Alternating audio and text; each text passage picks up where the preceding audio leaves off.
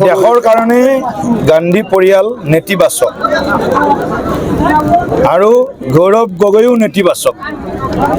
গতিকে নেতিবাচকে নেতিবাচককে সমৰ্থন কৰে, ইতিবাচকে ইতিবাচকক সমৰ্থন কৰে।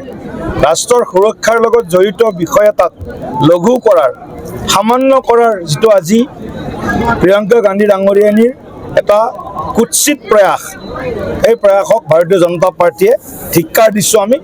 আৰু প্ৰিয়ংকা গান্ধী ডাঙৰীয়াক আমি ৰাজ্যলৈ স্বাগতম জনাইছোঁ। তাত কোনো আমাৰ বিশেষ আৰু ইয়াত বিশেষ তেওঁৰ মানে সন্দৰ্ভত ক'ব লগা নাই। কিন্তু গৌৰৱ গগৈক যেতিয়া বচাব বিচাৰিছে, তাৰমানে কংগ্ৰেছৰ স্ক্ৰিনিং কমিটিৰ অধ্যক্ষটো সেইটো এটা মানে দেখুওৱা দাঁত। আচলতে গৌৰৱ গগৈক বচাবৰ কাৰণে প্ৰিয়ংকা গান্ধী ডাঙৰীয়ানী অসমলৈ আহিছে। ইয়াৰ কোনো নিৰ্বাচনটো কি হ'ব তেওঁলোকে ভালকৈ গম পাইছে, কংগ্ৰেছৰ কি অৱস্থা হ'ব সেইটো অনুমান তেওঁলোকে কৰিব পাৰিছে।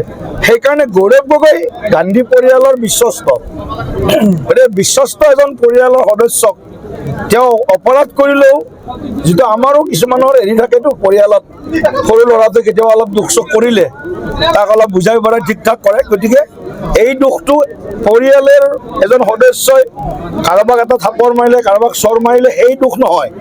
ৰাষ্ট্ৰৰ সুৰক্ষাৰ লগত যিয়ে আপোচ কৰিব পাৰে, ৰাষ্ট্ৰৰ সুৰক্ষাক লৈ যিয়ে প্ৰশ্ন কৰিব পাৰে, এনেকুৱা এটা বিষয় নেশ্যনেল ছিকিউৰিটি ৰিলেটেড এটা ইছ্যু কংগ্ৰেছৰ সৰ্বোচ্চ নেতা বুলি ক'ব লাগিব প্ৰিয়ংকা গান্ধী আজিৰ দিনত।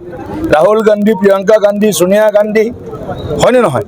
তেওঁলোকে সদায় দেশৰ সুৰক্ষা, দেশৰ যিবিলাক স্বাৰ্থ সেই ক্ষেত্ৰত সদায় আপোচ কৰে। আজি গৌৰৱ গগৈক ৰক্ষণাবেক্ষণ দিয়া প্ৰিয়ংকা গান্ধীৰ যিটো প্ৰয়াস বা কুৎসিত প্ৰয়াস, সেইটো তেওঁলোকৰ দেশৰ একতা অখণ্ডতাৰ প্ৰতি তেওঁলোকৰ অকণমানো যে সংবেদনশীলতা নাই, দায়িত্ববোধ নাই, সেইটোকে আজি পুনৰবাৰ মানে প্ৰতীয়মান কৰাইছে। বিৰোধীয়ে এতিয়ালৈকে মিত্ৰতা চূড়ান্ত হোৱা নাই। অখিল গগৈয়ে কৈছে আজিৰ ভিতৰত মিত্ৰতা চূড়ান্ত নহ'লে মিত্ৰতা ভংগ হ'ব। আপুনি ৰাষ্ট্ৰীয় দলৰ সভাপতি হিচাপে, ৰাজ্যিক সভাপতি হিচাপে কি দৃষ্টিত চাইছে? মই ভাবোঁ অখিল গগৈ ডাঙৰীয়াই নিজৰ স্থিতিত অটল হৈ থাকক।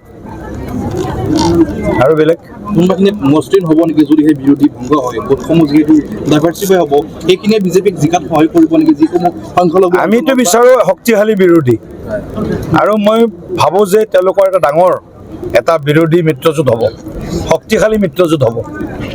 গতিকে মই সেইটোৱে ভাবোঁ ব্যক্তিগতভাৱে ডাঙৰ এটা শক্তিশালী বিৰোধী মিত্ৰজোঁট বিজেপিৰ এগেইনষ্টত, NDAৰ এগেইনষ্টত হ'ব। কংগ্ৰেছে এটা অভিযোগৰ দাখিল কৰিছে বিজেপিৰ এগেইনষ্টত।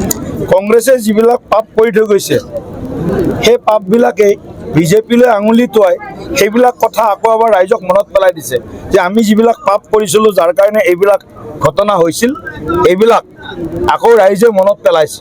অৰ্থাৎ বুমেৰাং যিটো কোৱা হয়, কংগ্ৰেছৰ চাৰ্জশ্বিটখন বুমেৰাঙত পৰিণত হৈছে। আমালৈ বুলি মাৰিলে খেলপাত, কিন্তু লাগিলগৈ কংগ্ৰেছৰ বুকুত।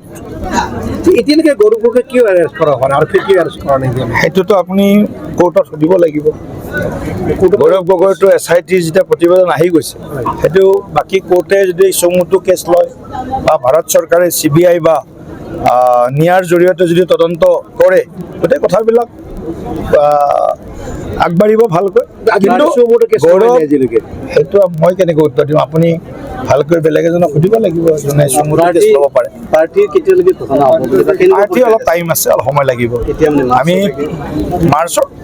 মাৰ্চততো আৰু পাৰ্টী ঘোষণা কৰিবই লাগিব, ইয়াত আৰু বেলেগ আৰু বিষয় নাই। তাৰ কাৰণে এতিয়া চাওক, ভাৰতীয় জনতা পাৰ্টীৰ প্ৰাৰ্থী ঘোষণা ৰাজ্যিক সমিতিয়ে নকৰে, প্ৰাৰ্থী ঘোষণা কৰে ৰাষ্ট্ৰীয় সমিতিয়ে। গতিকে এটা নিৰ্দিষ্ট এটা পদ্ধতি আছে, এটা পৰম্পৰা আছে। সেই পদ্ধতি পৰম্পৰা আমাৰ ইতিমধ্যে এটা পৰ্যায় সমাপ্ত হৈছে, আৰু এটা পৰ্যায় আছে। এই পৰ্যায়টো মাৰ্চৰ ফাৰ্ষ্ট উইকত আমি শেষ কৰি ল'ম, আৰু যিমান সোনকালে পৰা যায় কেন্দ্ৰীয় নিৰ্বাচন সমিতিৰ বৈঠকত প্ৰাৰ্থী সন্দৰ্ভত আমি পেনেল যি পঠাম, সেই পেনেলৰ ওপৰত আলোচনা হ'ব, আৰু লগে লগে কেন্দ্ৰীয় সমিতিয়ে, নিৰ্বাচন সমিতিয়ে প্ৰাৰ্থী ঘোষণা কৰিব বুলি আমাৰ বিশ্বাস।